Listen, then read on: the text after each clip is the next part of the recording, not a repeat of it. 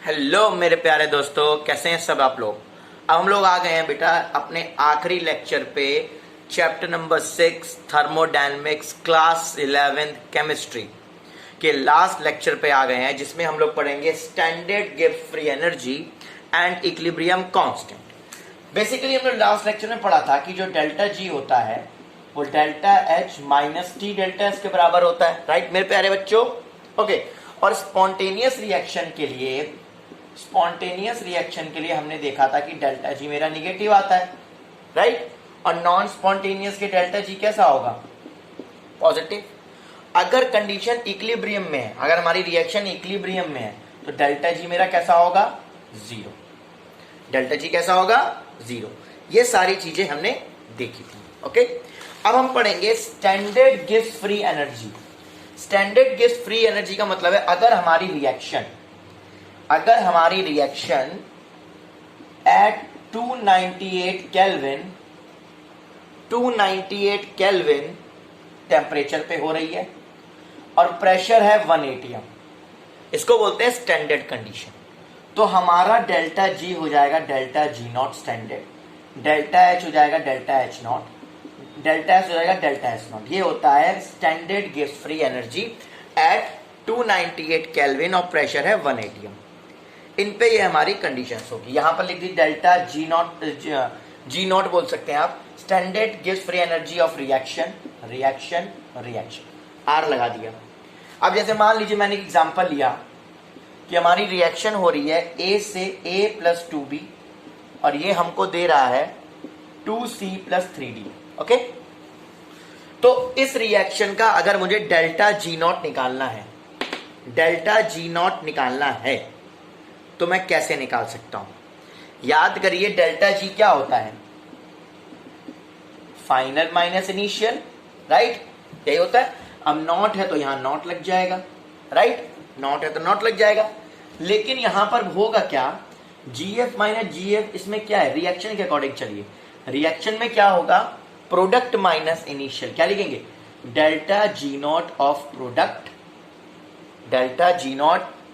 देखो इसमें क्या होगा, डेल्टा जी फॉर्मेशन, ये enthalpy of formation of product minus, sorry enthalpy बोलो, Gibbs free energy, standard Gibbs energy formation की और standard Gibbs energy of reactant की फॉर्मेशन के टाइप, राइट।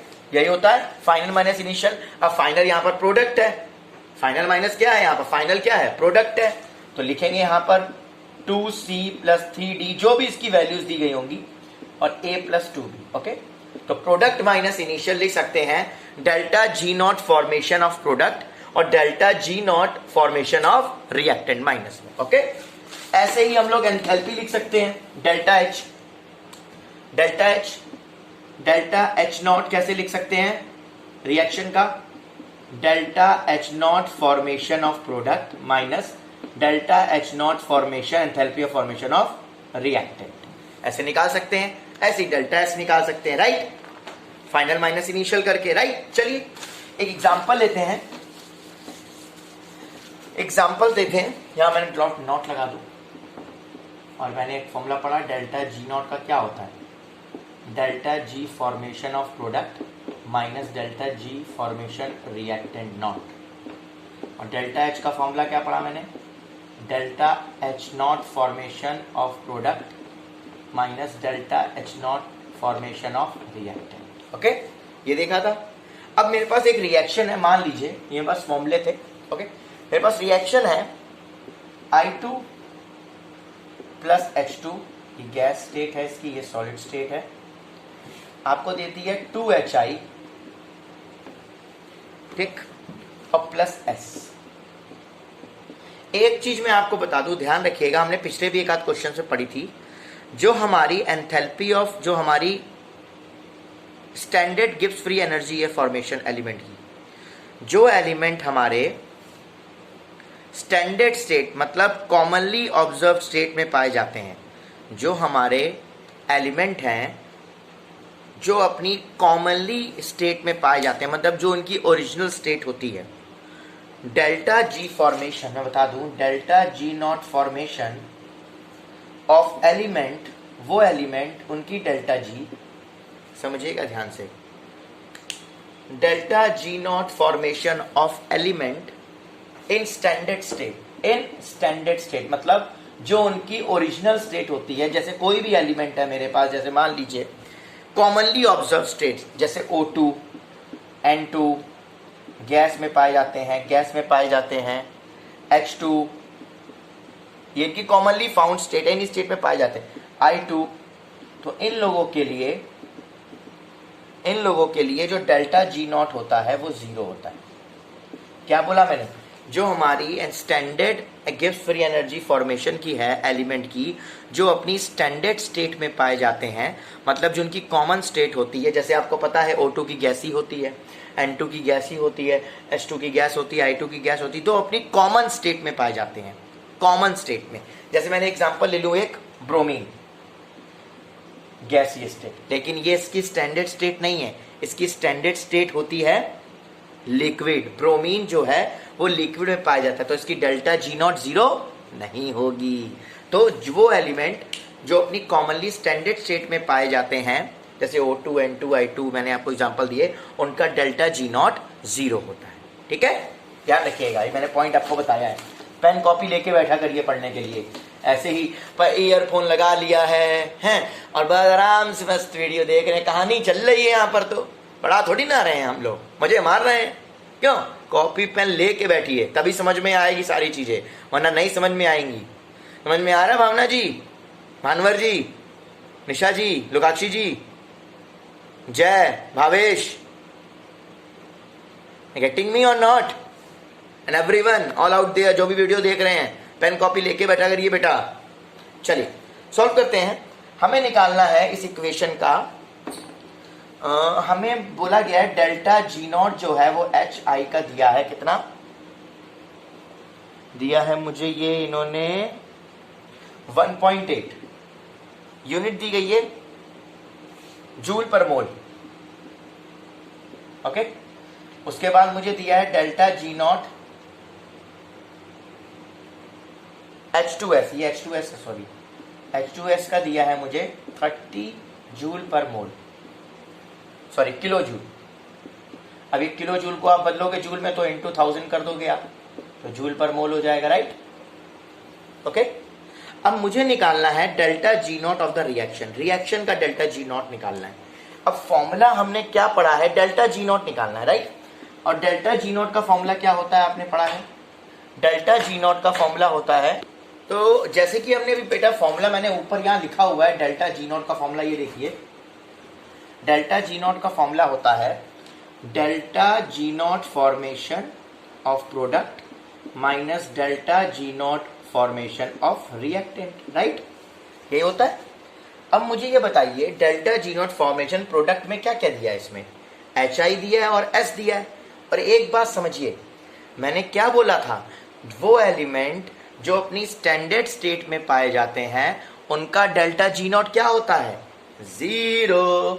तो यहाँ 2HI लिखा है, तो 2 इंटू क्या करेंगे 1.8 हमें दिया है HI प्लस ये स्टैंडर्ड स्टेट में पाया जाता है सल्फर, तो 0 हो गया, माइनस रिएक्टेंट पे आइए H2S, H2S दिया है मुझे, एक ही मोल दिया है, यहाँ 2 से क्यों, क्योंकि इसके 2 मोल दिए हैं, तो ये हो जाएगा 30 इंटू 30,000 हो जाएगा, क्योंकि किलो जूल में तो मल्टीप्लाई कर दिया, प्लस I2 स्टैंडर्ड स्टेट में है 0, तो इसको मल्टीप्लाई करिए, ये आपका आ जाएगा 1.8 3.6 माइनस 30,000, राइट, माइनस 30,000 ही होगा कि नहीं होगा, देख लीजिए, एक को किलो जूल में दिया है, एक को जूल में दिया है, तो आप माइनस कर सकते हैं, माइनस कर लीजिए। चलिए अगर मैं इसको आपको इजी करने के लिए इसको भी जूल में रख देता हूं, ठीक, इजी करने के लिए मैंने इसको भी जूल में रख दिया, ओके, जूल में रख दिया, तो ये 30 आ जाए, 30 प्लस 0, अब इसको माइनस कर सकते हैं, 3.6 माइनस 30, 3.6 माइनस 30। अब आप देखिए डेल्टा जी नॉट मेरा कैसा आया, निगेटिव, कैसा आएगा, निगेटिव आएगा, आंसर बताइएगा कितना आएगा, निगेटिव। इसका मतलब रिएक्शन कैसी है, स्पॉन्टेनियस, कैसी है रिएक्शन, स्पॉन्टेनियस। आई होप कि समझ में आया होगा। याद रखिएगा स्टैंडर्ड स्टेट पे जो कॉमन स्टेट में पाए जाते हैं एलिमेंट, उनका डेल्टा जी नॉट फॉर्मेशन 0 होता है, ध्यान रखिएगा, इसलिए मैंने वो 0 रखा है। ओके, चलिए अब यहां पर थोड़ा कॉन्सेप्ट आपका इक्विलिब्रियम का आएगा। हम पढ़ने जा रहे हैं relationship with equilibrium constant. Equilibrium constant का रिएक्शन, उसके लिए एक रिएक्शन लिखेंगे। जैसे ए है मेरे पास, a प्लस 2b है, okay, gives 3c plus d। आपको याद होगा, अगर आपने इक्विलिब्रियम चैप्टर पढ़ा होगा, इक्विलिब्रियम चैप्टर पढ़ा होगा, तो Q इक्वल्स टू लिखते हैं हम लोग concentration of product upon reactant. Product की कंसंट्रेशन अपॉन रिएक्टेंट की कंसंट्रेशन लिखते हैं, जो मोल्स होते हैं वो पावर में चले जाते हैं। A की कंसंट्रेशन और यहां पर B की पावर 2। इसको यहां पर Q को बोलते हैं यहां पर रिएक्शन कोएफिशिएंट। क्या बोलते हैं उसको? रिएक्शन कोएफिशिएंट, रिएक्शन कोएफिशिएंट बोलते हैं। रिएक्शन कोएफिशिएंट क्या बोलते हैं? रिएक्शन कोएफिशिएंट बोलते हैं। और आपने ऑलरेडी इक्विलिब्रियम पढ़ा होगा, प्रोडक्ट की कंसंट्रेशन अपॉन रिएक्टेंट की। और यहाँ 3-1 क्यों लिखा? क्योंकि सी वाले में उसके 3 मोल्स है तो पावर में चले जाते हैं वो, ठीक है। अब यहां पर ये जो रिएक्शन कोएफिशिएंट निकालते हैं हम लोग, यहां पर ये एट एनी स्टेज किसी भी स्टेज पे निकाल सकते हैं ये क्वेश्चन। ओके, अगर मुझे मेजर करना है Q एट इक्विलिब्रियम, अगर मुझे Q मेजर करना है एट इक्विलिब्रियम, तो Q इक्वल होता है K इक्विलिब्रियम के। एट इक्विलिब्रियम कंडीशन पे Q किसके इक्वल होगा? Q इक्विलिब्रियम पे। अब आप बोलोगे सर ये तो इक्विलिब्रियम चैप्टर में भी था, लेकिन इक्विलिब्रियम चैप्टर में क्या था? K इक्विलिब्रियम जो हमारा निकलता था C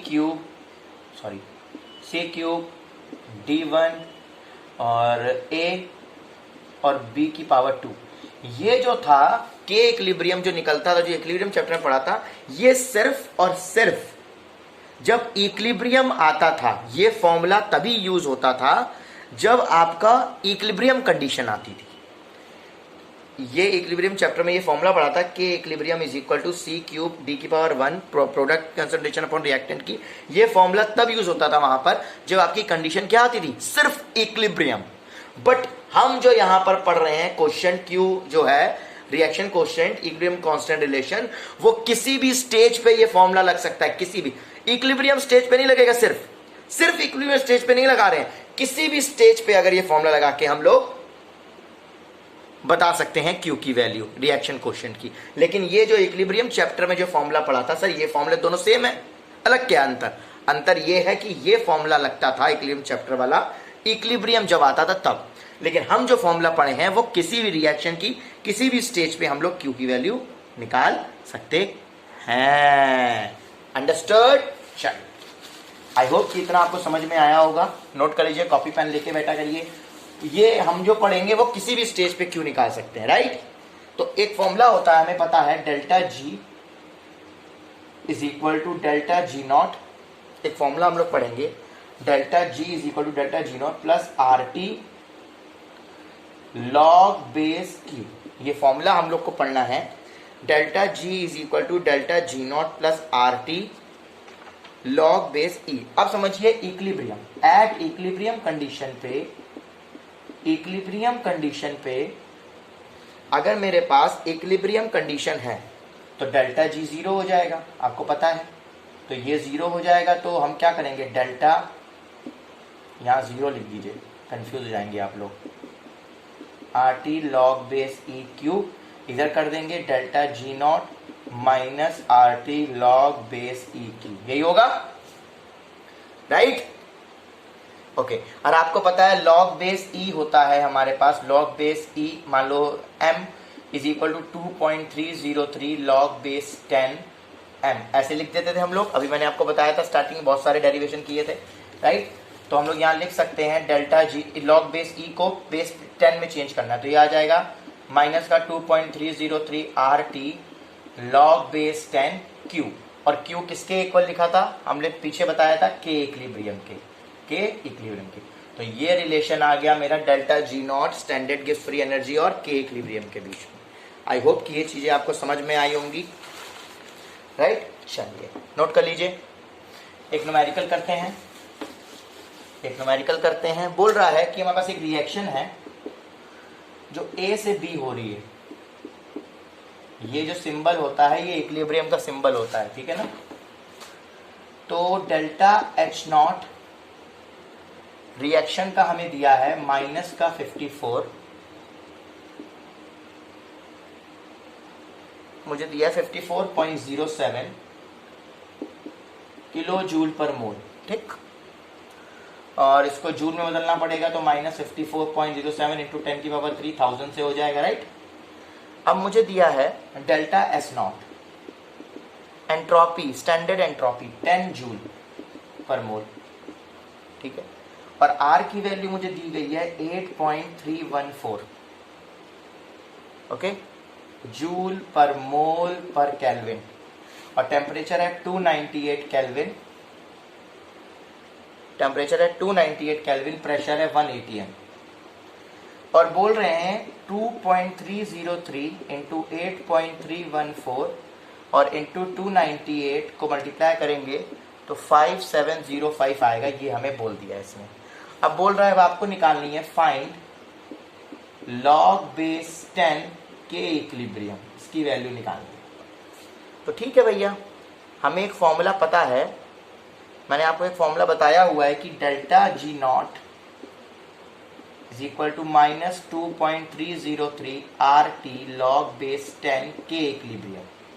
तो क्या हो जाएगा, delta G naught upon minus 2.303 R T log base 10 की इक्विलिब्रियम।